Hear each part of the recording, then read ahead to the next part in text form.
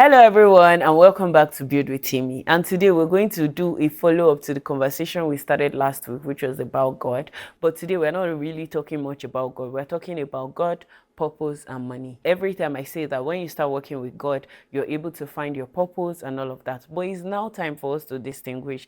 Is finding your purpose equal to having money? Is having money and finding your purpose, are they the same thing or are they different things? We need to establish that, because I see a lot of people, especially a lot of young people, putting all their life, their attention, their focus, their energy and their strength into finding money. And while finding money is not a bad thing, or more, I love money because you need money to get the good things of life, but you can't afford to like money so much that there is almost nothing you cannot do for money. There are a lot of people, there is nothing they cannot do for money. Their moral compass is totally shattered. It's not broken, it is shattered. There is nothing that it is, oh, this is something I don't do, or this is something I cannot do. Everything is something they can do because money is involved. And you don't want to be in that kind of situation. You have to be a person that there are some things that you say, no, I absolutely cannot do, especially if this thing is not in line with my purpose. You must ensure that you're moving for purpose and not for money every single time.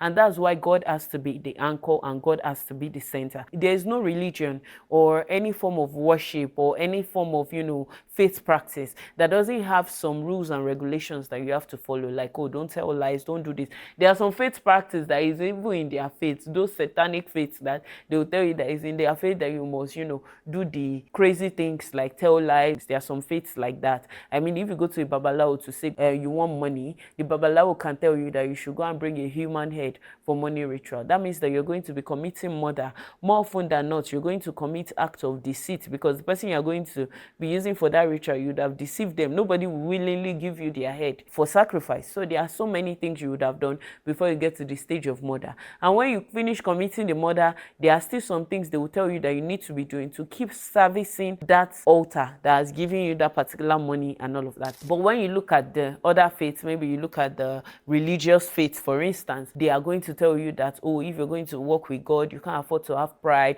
you can't afford to be running after money alone.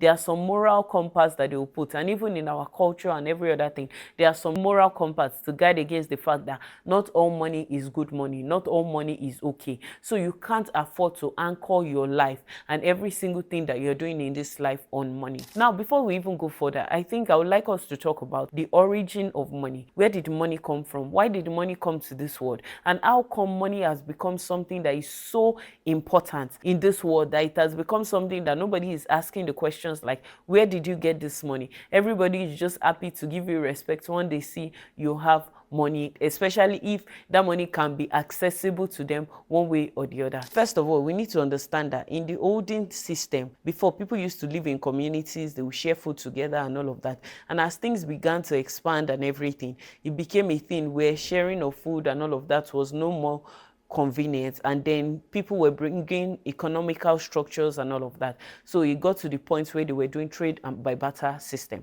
And in the trade by barter system, like we all know and we are all aware of, if you have meat and I have vegetables, I will give you my vegetables in exchange for your meat. But it came with a lot of problems, like how much quantity of meat is going to be equivalent to the value of my vegetables, and how much quantity of my vegetables will be equivalent to value of your meat, and so many other things that happen. Also, there was also the problem of demand and supply. So maybe if meat was low in supply and there is vegetables that are high in supply, meat sellers can be telling you, I'm going to give you a piece for like a whole bunch of vegetables, because the theory of demand and supply, which made things unfair, and it was just economically not viable. And because of that, money was created. And we can see also in different countries have their currencies and everything. At least in this part of the world, they started with cowries, and when they used cowries before the Europeans came, and they started using other forms of money. And every other culture also had their own forms of money before they evolved to what we currently have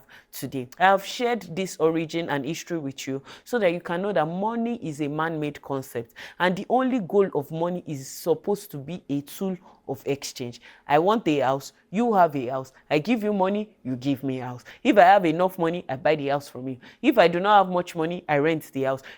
It's just supposed to be a tool of exchange. So this tool of exchange should not become that thing that is going to be directing our life. We're supposed to take that thing and use it for our own purpose, not allowing that thing to use us. The moment we start allowing money to use us, there is already something that is going on in it. That is when we are going to be doing things we're not supposed to do, all because of this money. That is when we're going to see someone that has money and cannot explain the source of their wealth, and we're going to be giving them so much respect and accolade because at least they have money. So it's very, very important that we get ourselves to the point and we understand the fact that not all money is good money. Now, to make money, all you need to do is provide value. And there are different forms of value. That something is valuable doesn't mean it is right, doesn't mean it is good. So for instance, if someone is running maybe a prostitution ring and they have women that they are trafficking, and men are coming there and they are getting their cut of that money, that is a value they are providing to those men. So the fact that something is valuable to some people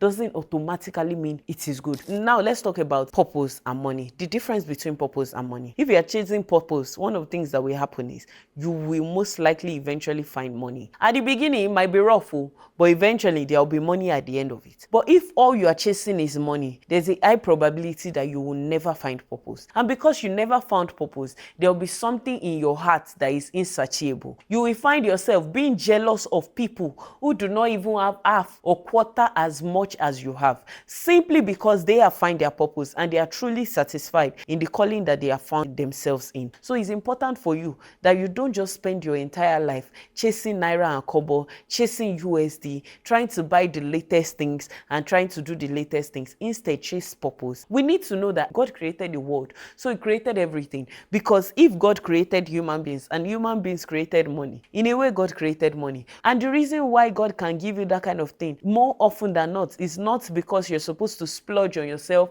and it's supposed to be for you and your generation alone.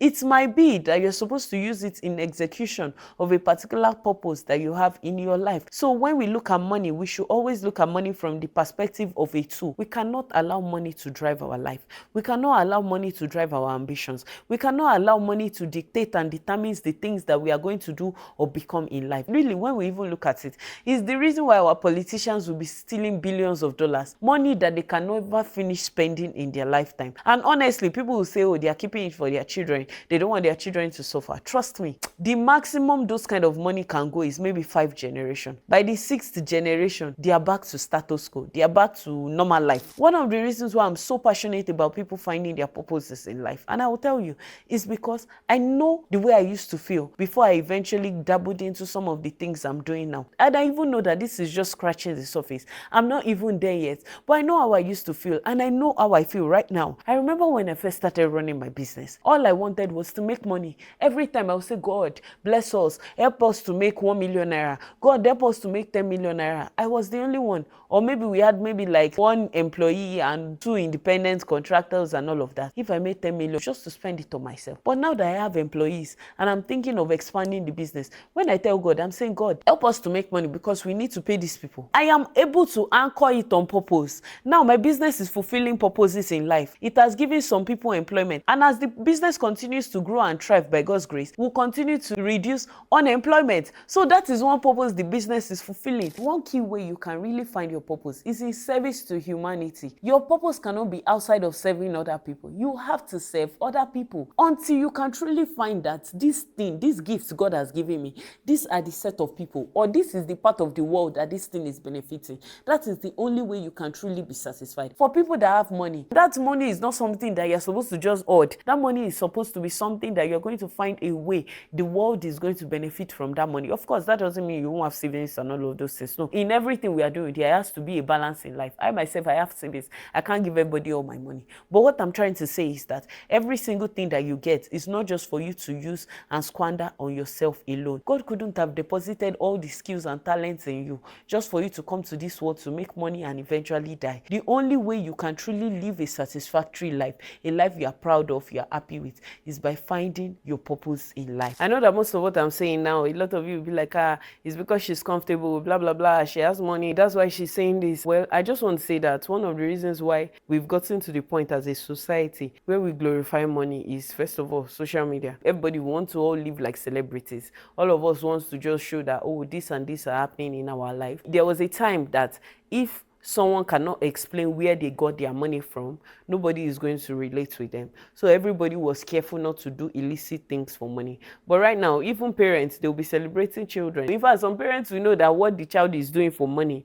is illegal or immoral, and they will still be supporting that child. That's the level we have gotten to in respect to moral decadence. So that's why it seems as if money is the thing that we should all glorify. In fact, some people, that's their God. Money is their God. There's nothing they cannot do for money. That's why it's so important that you have to ensure that money is not the thing that is controlling you. Instead, you are able to use money as a tool to live a balanced life, and even a tool to achieve your purpose in life. And with that, we have come to the end of this episode of Build With Temi. I hope that after this, you begin to see your life differently. And instead of saying, oh, I just need to make money, I just want to make money, you're now thinking of, I just need to find purpose, I just need to achieve my purpose in life. While I cannot promise you that if you find your purpose in life, you will make a lot of money, what I can tell you is that if you do find your purpose in life, you will be very comfortable. You might not make a lot of money, but you will be very comfortable because it depends on what that purpose is. If your purpose does not require a lot of money, you won't have a lot of money.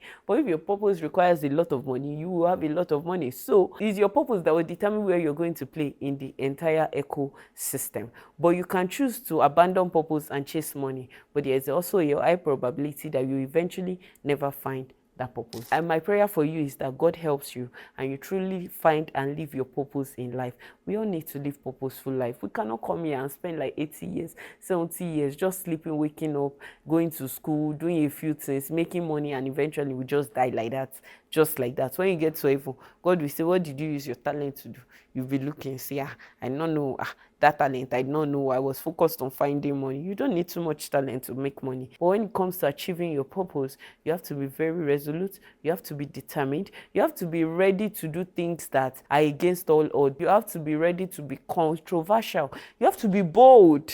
That's part of why purpose is such a big deal. There is so much we can still say on this topic, but we're going to stop here. We're still going to talk about a lot of things going forward. Thank you so much for watching till this point. My name remains Temitope Owolabi. Don't forget to like, share, comment, and please subscribe to our YouTube channel. Yes, I know we've grown a lot, but we can still enter 1,000 subscribers before the end of the first quarter. That would be really cool. I would really like that. Though I'm not big on this subscription. If you subscribe, I'm grateful. If you don't subscribe, that's fine as well. But it would be nice if we can have 1,000 subscribers. And don't forget, you can always send an email to me at buildwithtemi@gmail.com, and I would definitely respond to your email. If you have any question on purpose, God, money, what you want to do in life, how to find your purpose in life, how to, whatever it is, life is life in all of us. It doesn't mean, to be honest, let me prepare your mind. I don't have the answer for you, but I can point you in the direction of the person that has all the answer for you. So I look forward to hearing from you. Till I come your way again next week with another fantastic episode, stay blessed.